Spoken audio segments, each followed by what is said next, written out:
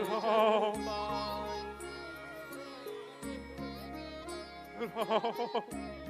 राम राम कह राम सनेही, मुनि कह राम लखन देही। लेत सोच भरी तिन छिन छाती, जनु परिउ संपाति। कौशल्या प्रिय, मेरा अब अंतिम समय निकट आया है। राम का वियोग मुझे इन आंसुओं के रूप में रुला रहा है। कौशल्या, राम को वनवास भेजना मेरे बस में न था। हो सके तो मुझे आपके लिए क्षमा करना।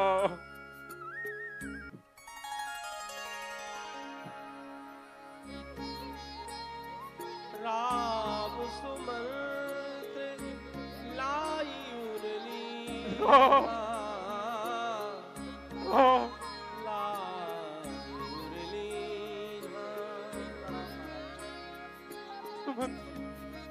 सुमन जी, आप अकेले हैं? मेरे राम लक्ष्मण कहाँ है? बताइए सुमन जी,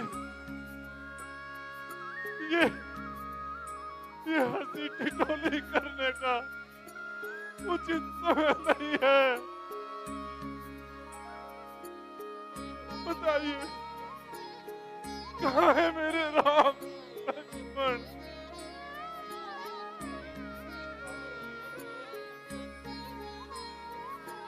मैं अकेला ही लौट आया महाराज। क्या क्या कह रहे हैं आप?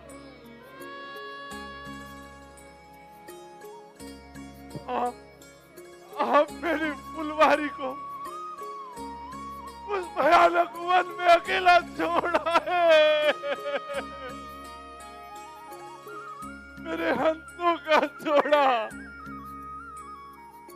उसी दरिया में अकेला बिना सहारे है।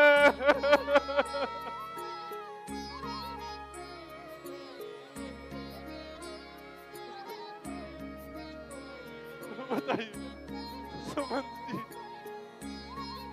मेरे पुत्रों ने किस प्रकार वन गमन किया? बताइए। महाराज, अयोध्या से निकलने के पश्चात हमने तमसा नदी के किनारे विश्राम किया। वहां अयोध्या वासियों को सोता छोड़कर हम आगे निकल गए महाराज। उसके बाद निषाद राज से भेंट हुई और फिर गंगा किनारे मुझे मूर्छित अवस्था में छोड़कर राम लखन और सीता आगे की ओर निकल गए महाराज।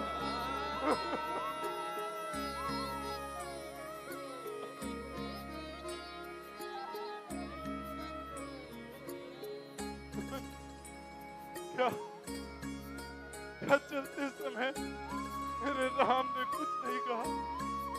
क्या उसने भरत को भी याद नहीं किया?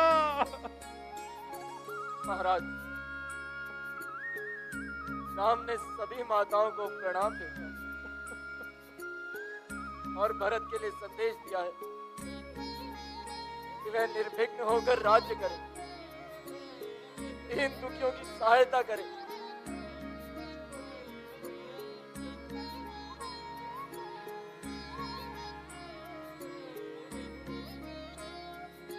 कैसे मेरा पुत्र लक्ष्मण और पुत्र वधू सीता कैसे हैं? महाराज, पुत्र लक्ष्मण के कठोर वचन थे कि जिस जिस राज्य में उनके साथ अन्याय हुआ है वह वापस नहीं आई। वे धर्म के साथ ही रुकना अपना सौभाग्य माने और पुत्री सीता ने अपना पतिव्रता धर्म निभाते हुए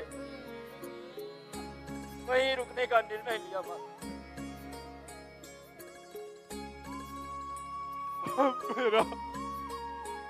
अब मेरा अंतिम समय आ गया है। कौशल्या,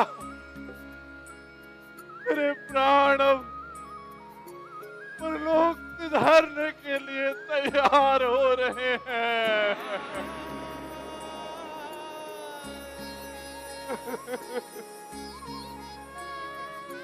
अब तो मेरी अंतिम इच्छा भी टूट गई। तो मंत्री यहाँ अकेले खड़े हैं।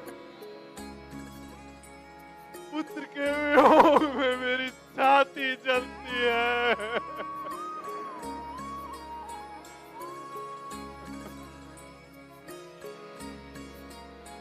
पता है कौशल्या, एक बार जब मैं युवा अवस्था में था तब मैं अपना मन बहलाने के लिए जंगल में शिकार खेलने गया। वहां मैंने पराक्रमी होकर नदी के किनारे से आवाज आती सुनी और उस पर विषाभेदी बाण चलाया, ये समझकर कि वहां कोई हिरण आया होगा। परंतु कौशल्या, वो हिरण नहीं, वो तो एक अंधे माँ बाप की लाठी का सहारा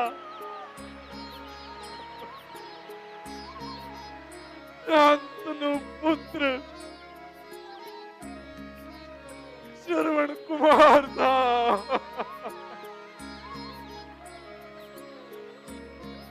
मैंने अनगिनत प्रयास करे पर मैं उस बालक को ना बचा सका।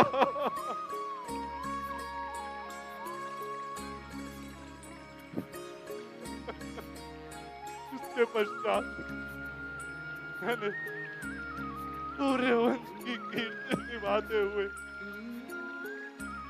उसके माता पिता के समक्ष जाकर उन्हें ये दुखद समाचार सुनाया और उसके पिता ने मुझसे कहा,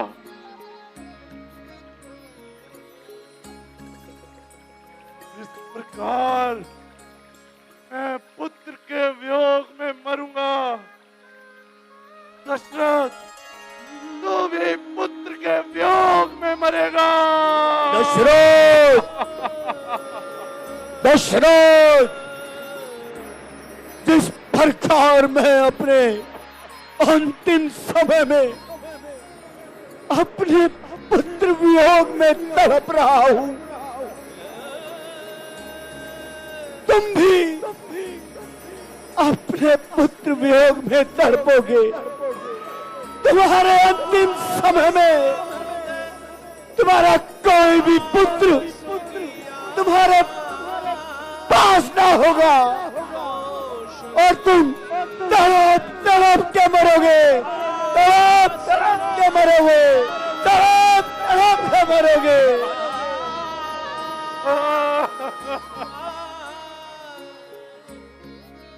दशरथ, जिस प्रकार हम अपने पुत्र वियोग में तड़प रहे हैं, तू भी अपने अंतिम समय में पुत्र वियोग में तड़प तड़प के मरेगा, तड़प तड़प के मरेगा, तड़प तड़प के मरेगा, तड़प के मरेगा।